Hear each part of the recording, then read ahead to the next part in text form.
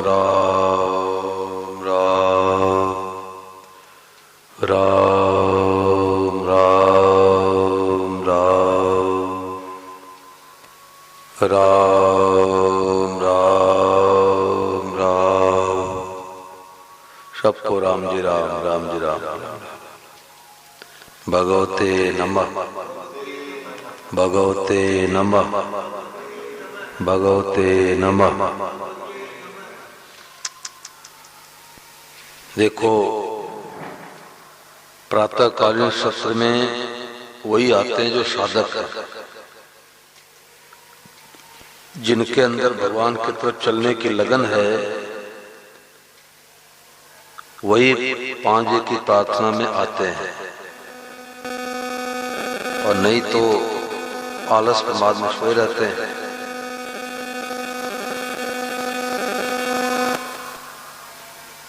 तो आए हैं तो कितनी विलक्षण बातें मिली है। स्वामी महाराज ने कहा कि समय बहुत कीमती है। मनुष्यों ने धन को तो महत्व दिया है, एक एक रुपए सोच सोच करके खर्च करता है, परंतु समय यूं ही बर्बाद हो रहा है, उधर दृष्टि नहीं है। महाराज जी कहते हैं कि कोई व्यक्ति, आवाज तो सबको सुनाई दे रहा है ना, कोई व्यक्ति अपने जीवन में 60 लाख रुपए कमाया और अंतिम समय आ जाए और कहे कि लो भाई 60 लाख रुपए ले लो, 60 वर्ष का और समय मिल जाए जीने के लिए, मिल जाएगा भाई? नहीं मिलेगा। चलो 60 वर्ष का नहीं तो 60 महीने का मिल जाए, 60 महीने का नहीं तो 60 दिन का मिल जाए, 60 दिन का नहीं मिल पावे तो 60 घंटे का मिल जाए, 60 घंटे का नहीं तो 60 मिनट का मिल जाए, और 60 मिनट नहीं मिले तो 60 सेकंड का मिल जाए, परंतु 1 सेकंड का भी समय नहीं मिलेगा। तो समय का बर्बादी करने वाला किसी भी क्षेत्र में उन्नति नहीं कर सकता। समय बहुत कीमती है। जो संत महापुरुष हुए हैं वो 1-1 मिनट का समय का ध्यान दिया, सदुपयोग किया। गिनती के श्वास मिले हैं और श्वास खत्म होते ही चट जाना पड़ता है। 3 चीजें मां के घर में आने के पहले निश्चित हो गई: आयु, जाति और भोग। आयु का मतलब गिनती के श्वास मिले हुए हैं। किसी को 200, किसी को 500, किसी को 1 लाख, किसी को 1 करोड़। श्वास खत्म होते ही चट जाना पड़ेगा। देख लो, 90 साल के दादाजी बैठे रहते हैं, 2 साल का होता चला जाता है। क्यों चला जाता है? श्वास पूरे हो गए।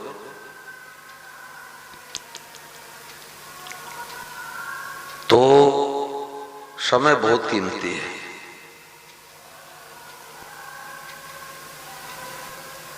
इसी हरियाणा में इलाहाबाद में कुछ भाई लोग ताश चौपड़ खेल रहे थे। तो ताश चौपड़ खेलते खेलते एक व्यक्ति ऐसे लुढ़क गया। तो बगल वाला बोला, चाल चाल पत्ते चाल, चाल कर। तो चला गया, वो तो चला गया।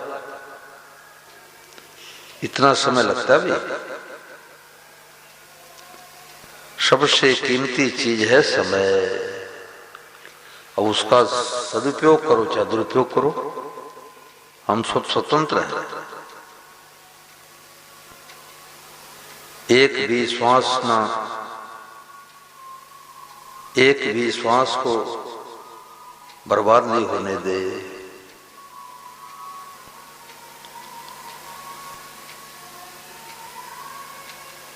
बहुत कीमती समय।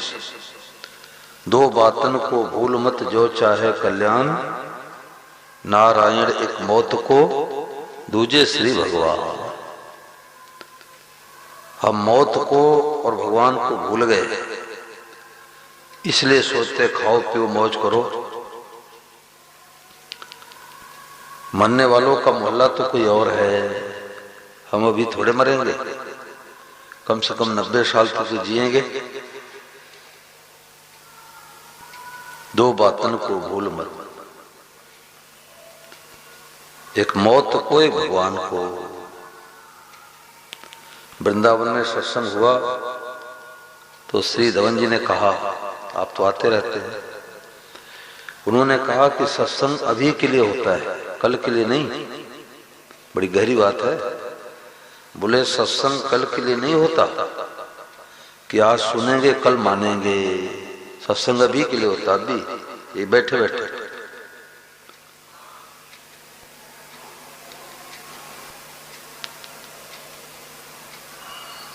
स्वामी जी महाराज ट्रेन में भी यात्रा करते तो 5 जी की प्रार्थना करते। महाराज जी का जो सत्संग है तो ट्रेन में दिया हुआ प्रवचन। जयपुर में महाराज जी का सत्संग चल रहा था तो पंडाल में पानी पानी भर गया। तो महाराज जी तो स्टेज पर बैठ करके सत्संग सुनाए और सत्संगी लोग पानी में खड़े होकर के सत्संग सुने। ये है समय का सदुपयोग। परिस्थितियां तो आएगी, कभी सुख आएगा, कभी दुख आएगा, कभी व्यापार में नफा होगा, कभी नुकसान होगा, कभी स्वास्थ्य बढ़िया होगा, कभी घटिया होगा। ये तो नियम है, तो संसार का नियम है। देह धरे का दंड यह, सब काहू को होए, पर ज्ञानी काटे ज्ञान से, मूर्ख काटे रो। जो सत्संग करता है वो तो भगवान की कृपा को देखता है, किस परिस्थिति में भगवान की कृपा है। और जो सत्संग नहीं करते वो रो रो के काटते हैं कि हाय हाय हमारे जीवन में घाटा कैसे लग गया, हमारे व्यापार में घाटा कैसे लग गया, हमारा बेटा कैसे चला गया, हमारा पोता कैसे चला गया। ये तो रीति है, रीति रिवाज है। हमारे साथ में एक मोहन बाबा थे, यहां भी शायद आए होंगे, आए थे। तो मोहन बाबा नागौर में सत्संग करा रहे थे तो हार्ट का दौरा आया तो हॉस्पिटल में ले गए लोग। फिर जयपुर के बेटे रहते वहां ले गए, फिर दोबारा आ गया।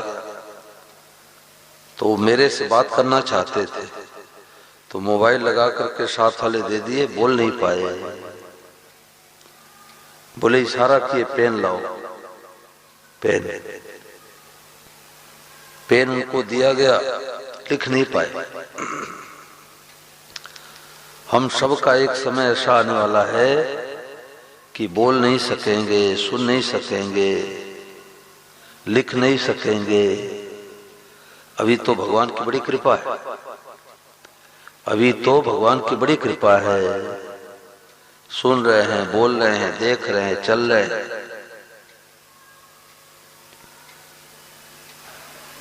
तो एक भी श्वास खाली कोई ना खलक बीच, कीचड़ कलंक अंक धोए ले तो धोए ले, मानुखा जन्म फिर ऐसो ना मिलेगा मोड़, परम प्रभु के प्यारे होए ले तो होए ले। छड़ भंगूर दे इसमें जन्म को सुधारिबो है, और बिजली के झपाके मोती पोए ले तो पोए ले। अब कीमती समय है, इसमें चाहे ताश चौपड़ खेले, चाहे भगवान की भक्ति करें।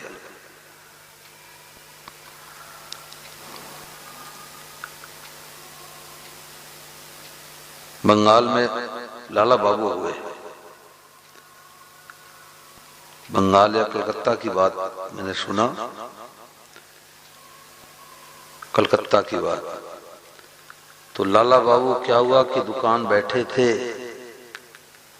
और दही बेचने वाली आई, तो उससे कहा कि हमारे को भी बर्तन में दे दे दही। वो दे दी बूढ़ी माई। लाला बाबू ने कहा कि जाओ, जाते समय पैसे ले जाना। थोड़ी देर के बाद आई, बोले बाबूजी पैसे दो। बोले ठहर जा, अभी ग्राहक है।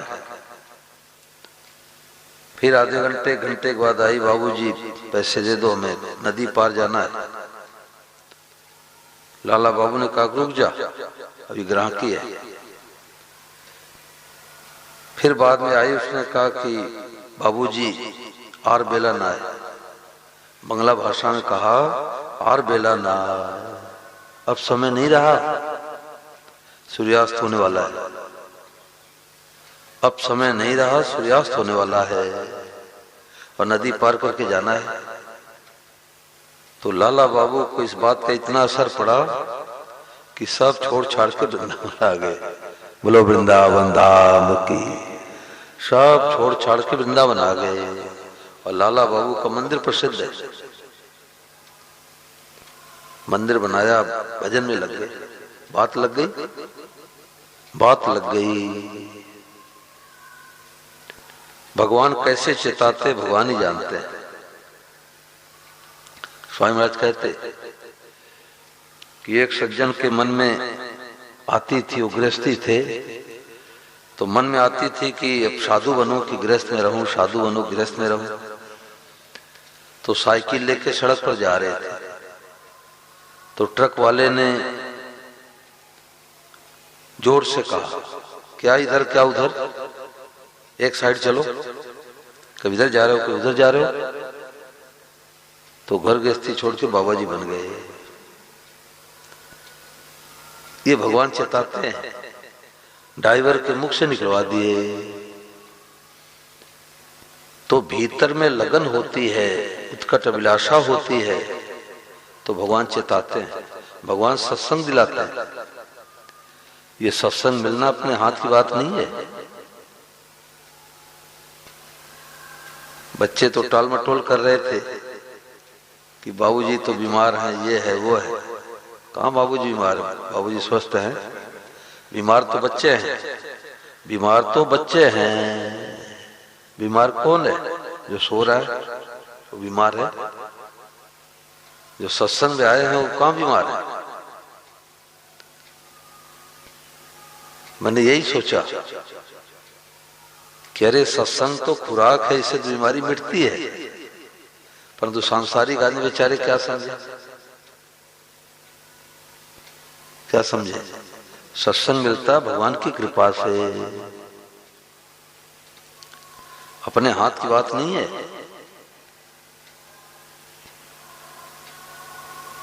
स्वामी महाराज कहते 3 कारणों से सत्संग मिलता है। जब द्रवय दीन दयालु राघव तब साधु संगत पाइए। भगवान कृपा करते हैं तो ऐसा मौका मिलता है। और दूसरा कारण है कि पुण्य पुंज मिल मिलन संता, करोड़ों जन्मों का पुण्य उदय होता है तो कथा मिलती है, सत्संग मिलता है। और तीसरा कारण है कि जय पर जय के सत्य स्नेहो, सोते मिलन कछो संदेहो।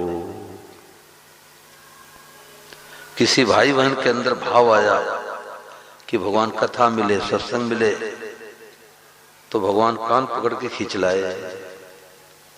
और यहाँ तो सदैव श्री आनंद जी महाराज जी की कथा हुई है, मामूली बात नहीं है। उनका सत्संग सब नहीं करा पाते, वो 1-1 मिनट का ध्यान देते हैं, अनुशासन में रखते हैं। उनका सत्संग हुआ है तभी देखो ये 2 ठाकुर जी आ गए, और नहीं तो सोचते कि पहले दिन सत्संग थोड़े होगा, बाबा जी आए हैं तो सोएंगे, सुबह कहाँ प्रार्थना होगी, धूप होगी तो चलेंगे। परंतु महाराज जी ने पक्का किया है, ये दोनों पक्के आए साधक।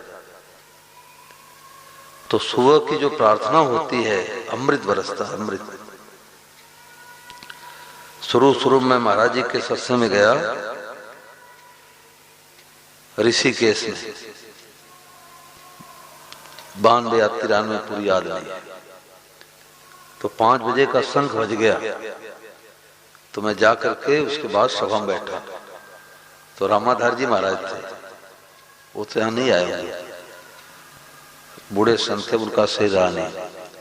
तो रामाधार जी महाराज से लाठी लेके चलते थे, तो आए हाथ पकड़ करके पीछे ले गए। मतलब वहां का नियम था कि ठीक 5 बजते ही गेट बंद हो जाता था। और बीकानेर में महाराज जी का सत्संग चलता दिसंबर जनवरी कड़ाके की सर्दी में, तो सेठ लोग 5-7 बसें लगा देते, आसपास से लोग आते। तो मैं सोचता कि सत्संग पूरा हो जाता, अंधेरा का अंधेरा ही बना रहता है। इतने सुबह सुबह सर्दी महाराज जी क्यों ये अड़ंगा पाल लिए? परंतु महापुरुषों की दूरगामी दृष्टि होती है। अब स्वामी महाराज ने परंपरा बनाई तो हम लोग भी 5 बजे प्रार्थना कर रहे हैं, और नहीं तो महाराज जी 7 बजे तक सोते तो हम लोग 8 बजे तक 9 बजे तक सोते, पड़े रहो बिस्तर पर। तो स्वामी महाराज जी के साधकों की 3 पहचान है। अगर स्वामी राम सुखदास महाराज जी का सत्संग सुना है, उनके साथ वालों का सत्संग सुना है, तो 3 पहचान है। एक तो सुबह 5 बजे प्रार्थना जरूर करेगा, नहीं करता है तो कमी है। 5 बजे की प्रार्थना करेगा, सिर पर शिखा चोटी जरूर मिलेगी। 5 बजे की प्रार्थना, सिर पर शिखा चोटी, और नशा की तो बात ही अलग है, चाय भी नहीं पिएगा। ये 3 पहचान है।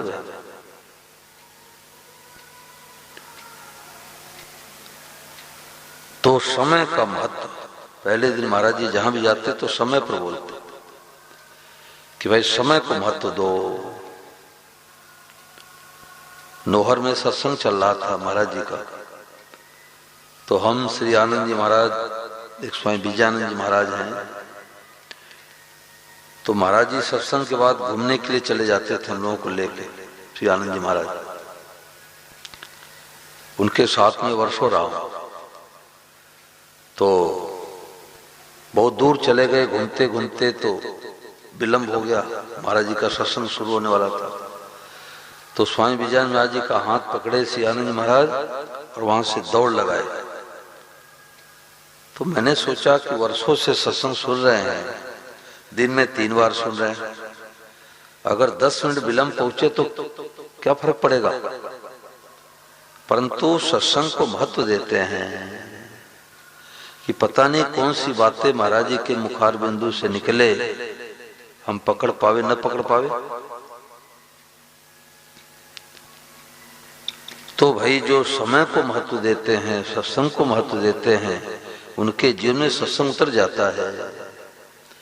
और जो कभी सत्संग में आते हैं, कभी सत्संग में नहीं आते, उनको बातें नहीं बैठती। महाराज जी कहते कि मैं देखता हूं कि सत्संग में उस साधक के लायक बात चली है, तो सभा में वो साधक उस दिन आया ही नहीं।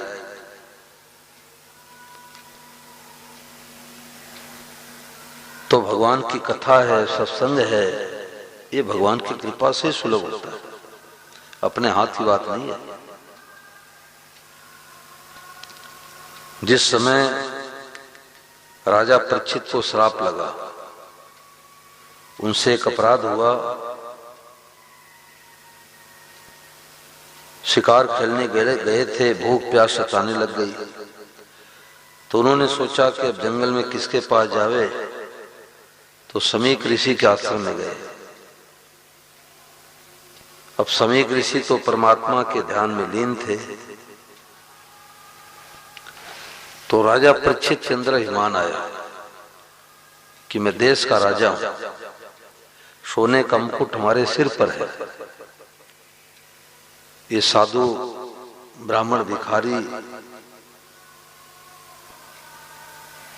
ये तो हमारे अन्न के टुकड़े पर पलते हैं,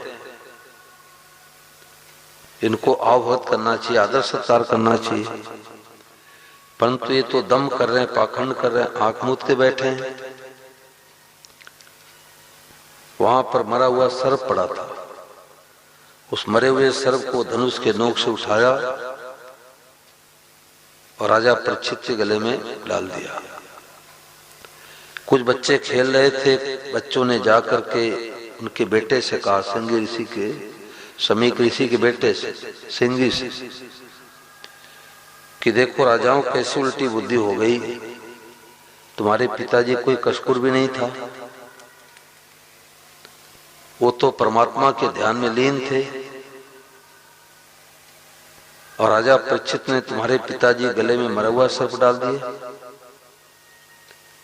तो उनका बेटा सिंगी गंगा जल हथेली पर लेके श्राप दे दिया कि आपने हमारे निरपराध पिता का अपमान किया है तो 7वें दिन तक्षक नाग डसेगा।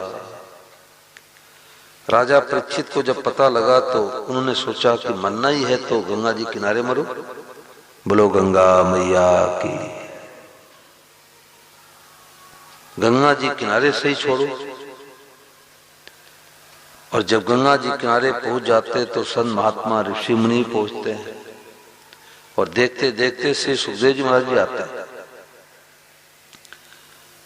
राजा परीक्षित ने से सुखदेव जी महाराज जी का पूजन किया, आदर किया, ऊंचा आसन दे दिया बैठने के लिए। तो जैसे कथा प्रारंभ करना चाहते ही थे, इतने में स्वर्ग से देवता लोग आ गए। श्री सुखदेव जी महाराज जी को प्रणाम किए, बोले कि महाराज आप अमर कथा सुनाने के लिए आए हैं। ये भागवत महापुराण कथा क्या है? अमर कथा है, सुन ले तो अमर हो जाए। तो देखो ना, हम लोग अमृत का कलश लेकर के आए हैं, अमृत तो पिला दो राजा परीक्षित को, सदा तक के लिए अमर हो जाए। और ये जो भगवान की कथा है, ये हम लोगों को दे दो, हम लोग जा करके स्वर्गलोक में सुनेंगे।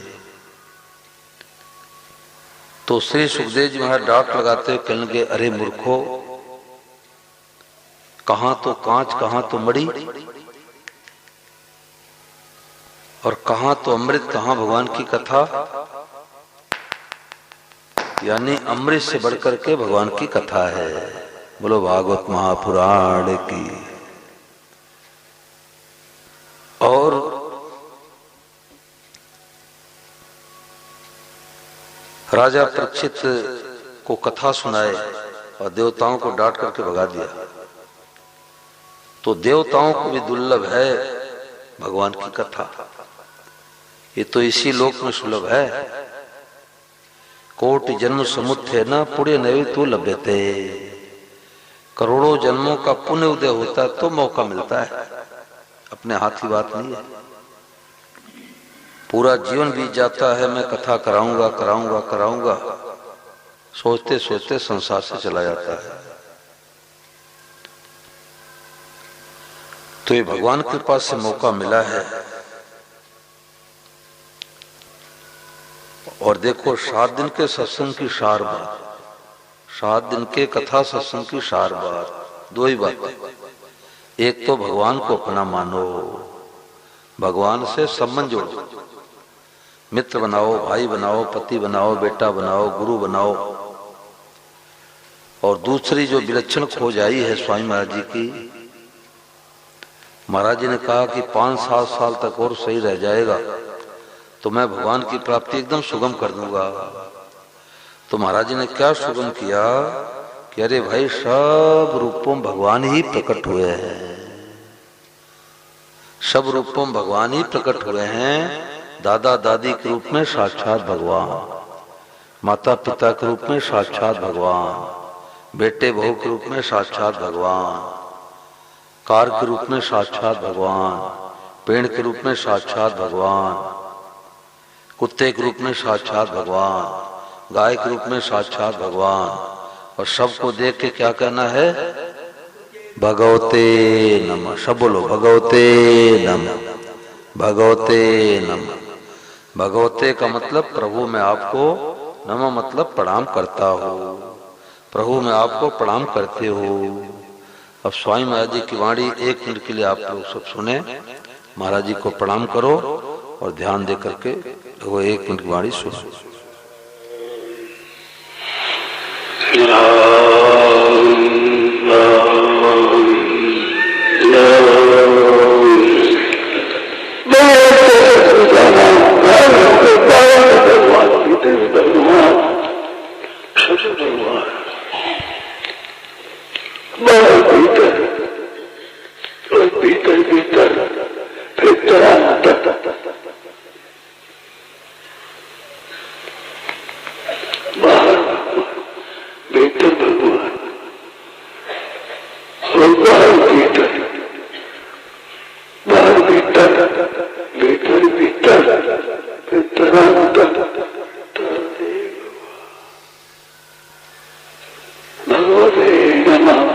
सब बोलो भगवते नमः।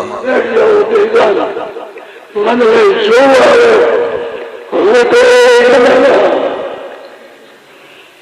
जिनको भगवते नमः भगवते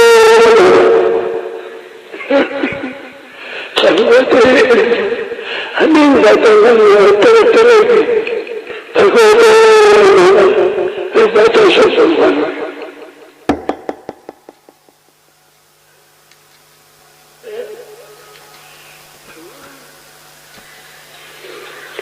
जो भगवते नमः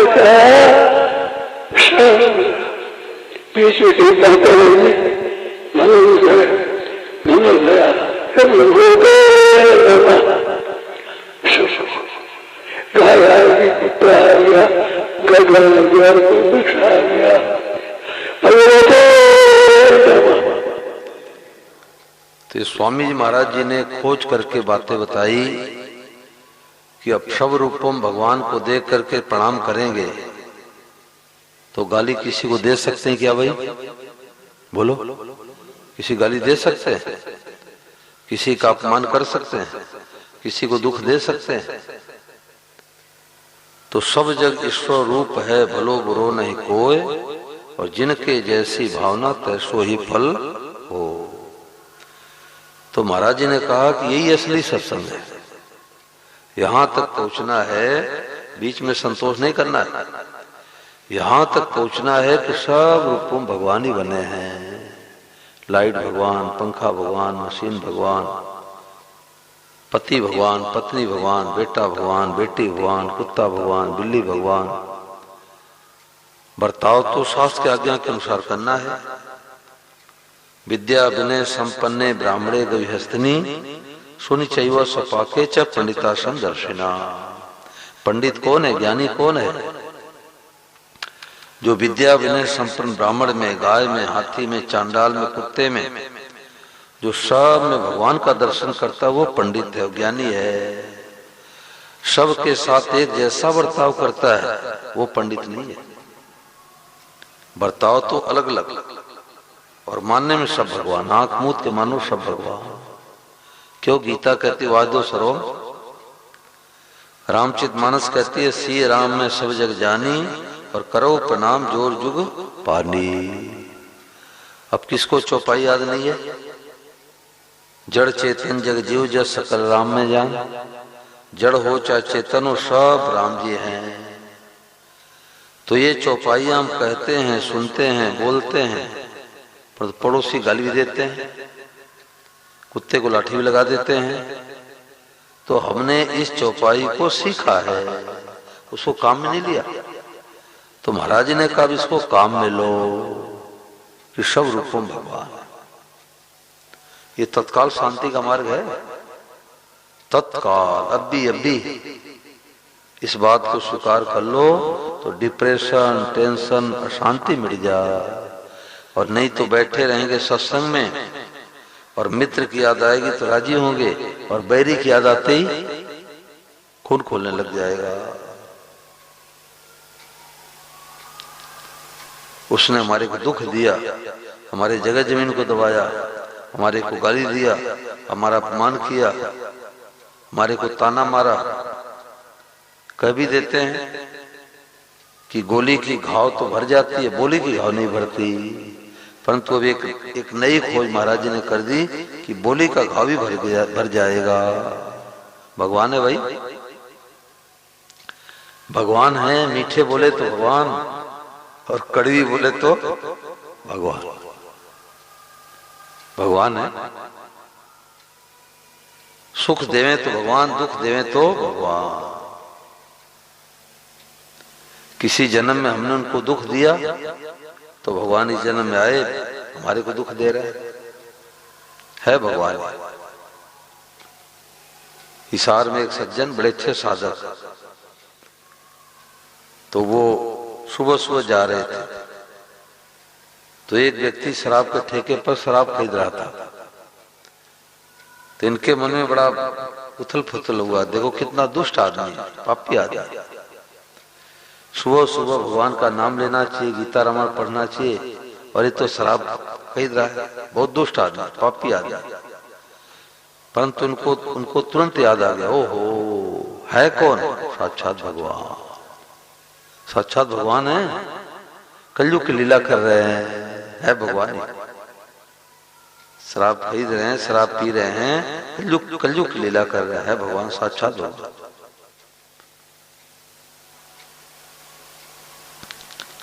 तो सार बात इतनी है, इस बात को पक्का करने के लिए 7 दिन की कथा हो रही है। अब इस बात को चाहे अभी पकड़ लो, चाहे 10 साल के बाद पकड़ो, चाहे 10 जन्मों के बाद पकड़ो, इस बात को पकड़े बिना असली शांति मिलेगी नहीं। सार बात है, ठोस महाराज जी के पूरे जीवन का सार।